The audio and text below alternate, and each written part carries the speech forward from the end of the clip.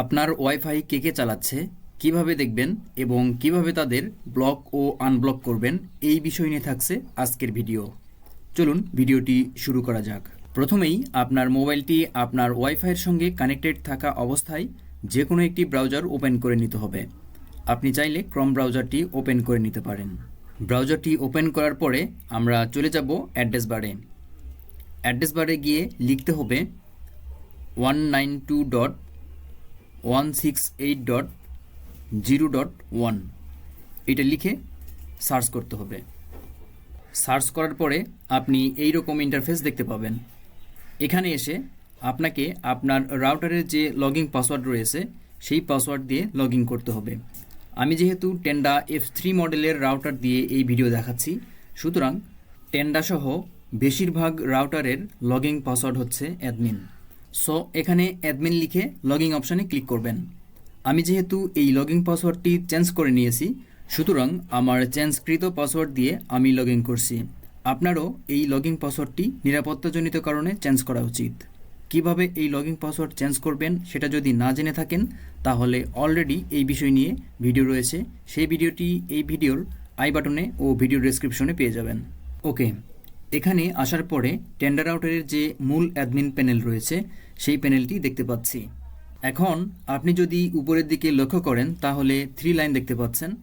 আপনাকে এবার এই 3 লাইনের উপরে ক্লিক করতে হবে। এখানে ক্লিক করার পরে অনেকগুলো অপশন দেখতে পাচ্ছেন।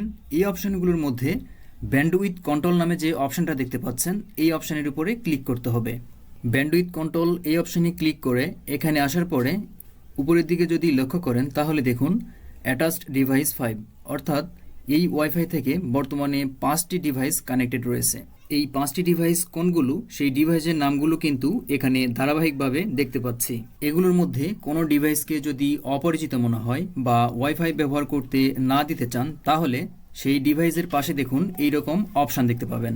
উদাহরণস্বরূপ এই মোবাইলের মালিককে আমি চিনি না, এজন্য এই ডিভাইসকে ব্লক করে দিতে চাচ্ছি, অর্থাৎ আমার ওয়াইফাই যেন আর ব্যবহার করতে না পারে। এজন্য এখানে যে অপশানটা রয়েছে এই অপশানের উপরে ক্লিক করে দেন। ক্লিক করার পরে নিচের দিকে যদি লক্ষ্য করেন তাহলে ওকে নামে একটি অপশান দেখতে পাচ্ছি। এবার এই ওকে অপশানের উপরে ক্লিক করতে হবে। ওকে অপশানে ক্লিক করে সেভ সাকসেসফুলি হলে সেই ডিভাইসটি ব্লক ডিভাইস লিস্টে চলে আসবে। এই মোবাইলটিকে আমরা ব্লক করেছি। এখন সে যদি আমার ওয়াইফাইয়ের পাসওয়ার্ড জানে, তবুও সে আর ওয়াইফাই ব্যবহার করতে পারবে না।